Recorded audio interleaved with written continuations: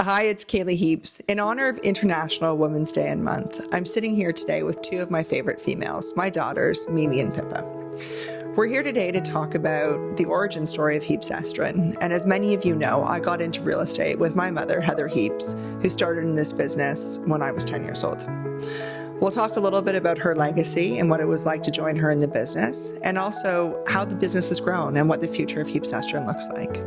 So my girls are going to ask me some questions, and I'll give you the most honest answers I possibly can. Over to you guys. What did you want to do before starting real estate?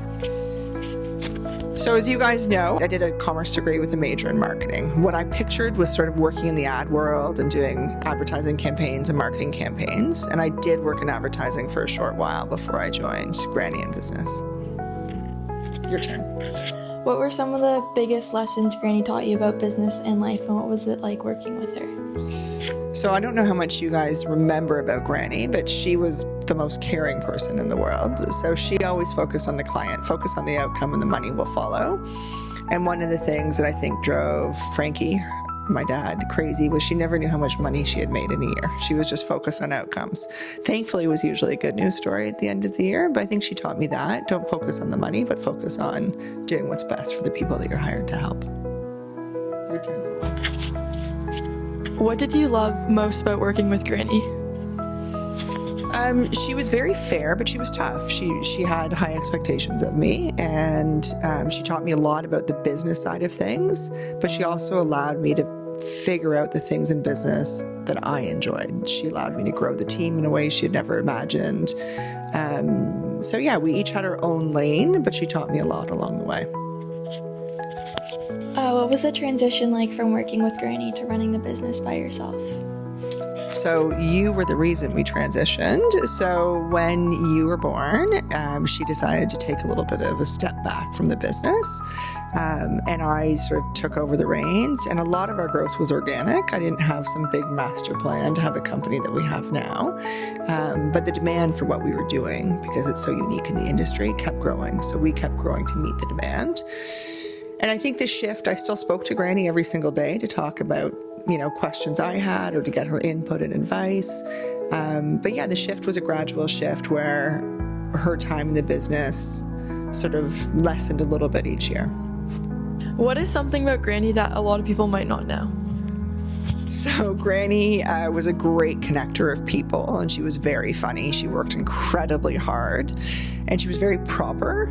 But if you were ever home in the morning when Granny was taking a shower, she took all her frustrations out in the shower, and it sounded like there was a trucker in there. She was swearing like a sailor.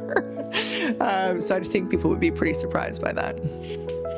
What is a funny or your favorite memory of working with Granny? We would laugh a lot. I think we still laugh a lot as a company. We still have a lot of fun. So as hard as we were working, we still just, we'd be there late at night, and this was before Eats existed, and one of us would pick up dinner, and we just, sit down, work, have laughs. It was a really nice progression of our relationship, because I think, as you guys have grown up, our relationship changes, and it continues to change as you both become adults. She was great at giving me advice. We had a lot of fun. When you look back now, what are some things that you're grateful for? So because Granny's life was cut shorter than we all anticipated, I'm grateful for the time I had with her, and I'm grateful for the opportunity to have learned under such a strong female. Granny's father was a doctor in Montreal, and he had 4 girls. And I would say he was sort of the original feminist. He really believed in higher education for women. All of Granny's sisters, and obviously Granny, have had success in life. So yeah, I just think that belief that you can do whatever you want to do, regardless of gender, was a really big takeaway from Gran. What's the most valuable lesson that Granny taught you while you were working alongside her? The importance of hard work. And I've said this 1 million times. I don't believe I'm 10 times smarter than anyone else in this business. The reason that I'm successful is I work hard. I think resilience is really important, which Granny taught me, and just not to give up. If you don't get it right the first time, it's not a failure, it's a lesson. So you just keep going. There's no such thing as losing. You're either learning or you're winning. Who's the boss? Okay. Yeah, I know you want to answer that one. Okay. Okay. Be honest, who was the boss when you and Granny were working together? It would depend on which part of our careers together. So for the first year or so, Granny was the boss, and then we sort of shared responsibilities, but we had different, we took ownership of different roles. And then a few years later, I sort of took everything on. We hired our first colleague, our first assistant, Pamela, joined us probably like 2 or 3 years after I got into the business. But what's interesting, if you look back on the history of Heaps Estrin, so we're currently a team of about 65 to 70 people. But as recently as 2010, we were only 5 people. So our growth has been, you know, quite tremendous in the last 15 to 16 years. And yes, I am officially the boss, but we have great leadership. So this will be part 2 of this conversation, is how other women have been empowered to help run the company.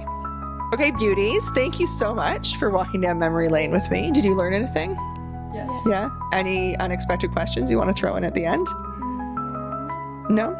Okay, well, I hope that everyone will tune in to the next segment of this, I guess, 2-part series that we're doing. So this was talking about the legacy and how we came to be Heaps Estrin. And the next piece that we film will talk about the other women in the company and the roles they've taken on and the future of Heaps Estrin. So tune in and watch the next part of our International Women's Day /month series. And we look forward to any questions you may have. Feel free to throw them in the comments and I'll do my best to answer them.